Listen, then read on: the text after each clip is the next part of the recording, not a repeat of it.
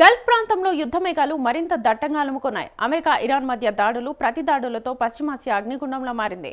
ఇరు దేశాలు పరస్పరం క్షిపణులతో, బాంబులతో విరుచుకుపడుతుండటంతో పరిస్థితి అత్యంత ఉద్రిక్తంగా మారింది. హోర్ముజ్ జలసంధిలో వాణిజ్య నౌకల రాకపోకలకు ఇరాన్ సైన్యం భంగం కలిగిస్తుందనే నెపంతో అమెరికా దళాలు ఇరాన్ లక్ష్యాలపై బాంబుల వర్షం కురిపించాయి. దీంతో తీవ్ర ఆగ్రహానికి గురైన టెహ్రాన్ గల్ఫ్ ప్రాంతంలో ఉన్న అమెరికా సైనిక స్థావరాలు, మౌలిక వసతులే లక్ష్యంగా భీకర వ్యూహంతో ముందుకు సాగుతోంది.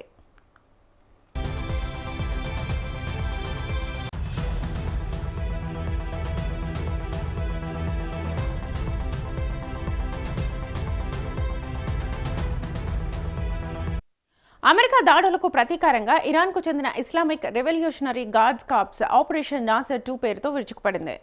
జార్టన్లో అమెరికా సైనిక స్థావరాలపై విరుచుకుపడిన ఇరాన్ వైమానిక దళం అక్కడి మిస్సైల్స్ కంట్రోల్ రాడార్ వ్యవస్థను, షెల్టర్లో ఉన్న F-15 యుద్ధ విమానాన్ని పూర్తిగా ధ్వంసం చేసినట్లుగా ప్రకటించింది.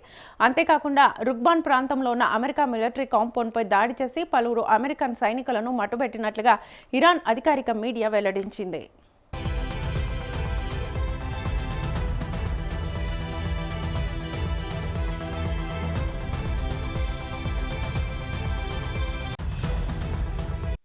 ఈ యుద్ధంలో ఇరాన్ కేవలం సైనిక స్థావరాలపైనే కాకుండా వ్యాపార, సాంకేతిక, మౌలిక సదుపాయాలను కూడా లక్ష్యంగా చేసుకుంది. బహ్రెయిన్లో ఉన్న ప్రముఖ అమెరికన్ ఐటీ దిగ్గజం, అమెరికాకు చెందిన ప్రధాన డేటా సెంటర్పై ఇరాన్ ఆర్మీ పలు క్రూయిజ్ క్షిపణులతో దాడి చేసి దాన్ని ధ్వంసం చేసినట్లుగా తెలిపింది.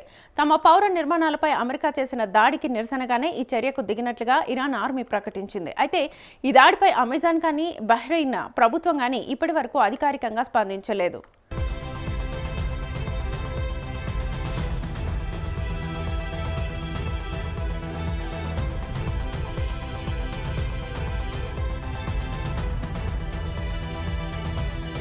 మరోవైపు ఇరాన్ సైన్యం ఆపరేషన్ లైట్నింగ్ ద్వారా కువైట్లోని అమెరికా మిలిటరీ క్యాంపులపై డ్రోన్లు, ఉపరితలం నుంచి ఉపరితలానికి ప్రయోగించే క్షిపణులతో విరుచుకుపడింది.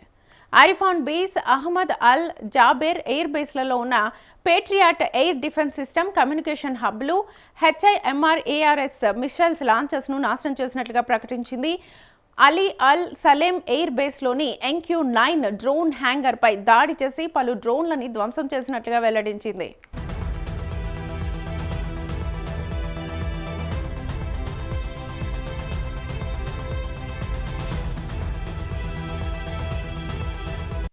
అమెరికా తమ సైనిక శక్తులను దెబ్బతీయడమే లక్ష్యంగా కొత్త దాడులు మొదలుపెట్టినట్లుగా ప్రకటించగా, ఇరాన్ అధ్యక్షుడు మసౌద్ పెజెష్కియాన్ ప్రస్తుతం నెలకొన్న పరిస్థితిని అమెరికాతో పూర్తిస్థాయి యుద్ధంగా అభివర్ణించారు.